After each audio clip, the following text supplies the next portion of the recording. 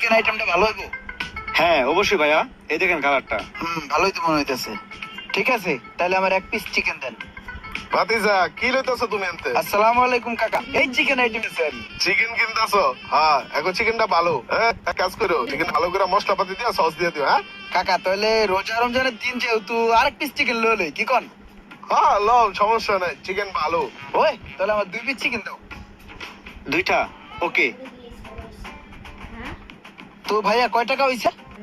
ভাতিজা কি করো এই জায়গায়? আমি আছি না, আমি দেখছি তুমি বিল দিবা কে? হ্যাঁ? আরে কাকা, কত হইছে ভাই? 300 টাকা ভাইয়া। 300 দিচ্ছি, আমি দিচ্ছি। এই যে লন ভাই 300 টাকা।